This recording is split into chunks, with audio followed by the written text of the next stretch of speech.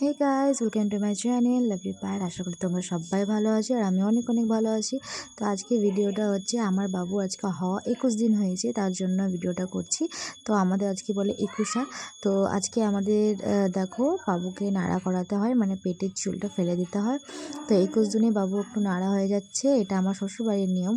তো আর মা দেখো এখানে কাপড় টাপড় সব কেচে নিচ্ছে, কারণ আমাদের আতুরে সব জামা কাপড় কাছে আর আতুরেই চুলটাও ফেলতে হয়। তো দেখো বাবুকে নাড়া করাচ্ছিল, আর বিশ্বাস করো আমার এত কষ্ট হচ্ছিল চুল যখন টাকলা করছিল ওকে, আর আমার না প্রচণ্ড ভয়ও লাগছিল। এর ভয়ে না আমি কান্নাকাটিও করতে লাগছিলাম। দেখো তোমরা নিশ্চয়ই পরের ক্লিপটাতে দেখো শুনতে পাবে আমার বোন বলছে।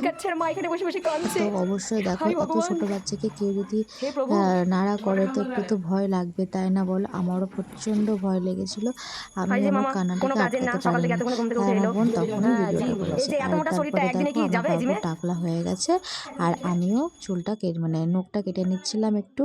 তো দেখো তারপরে বাবু রেডি হয়ে গেছে, আর ওর পিসির কোলেও আছে। ওর বাবা ওর পিসির গিফট নিয়ে এসেছিলো, সেটা বাবুকে পরিয়ে দিচ্ছিল। আর এটা হচ্ছে বাবুর দাদা।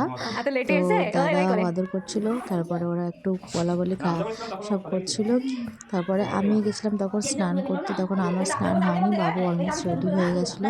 আর সেই দিনকে কি বলবো তোমাদেরকে, সেদিনকে চলে এসেছিলো আমাদের বাড়িতে মাসি বাবুকে নাচাতে। তো বাবুকে সেদিনকে নাচিয়েছিল, আর তোমরা কি বলবো, খুবই ভালো লাগলো। মাসিরা এসেছিলো, বাবুকে সেদিনকে আশীর্বাদও করে গিয়েছিলো।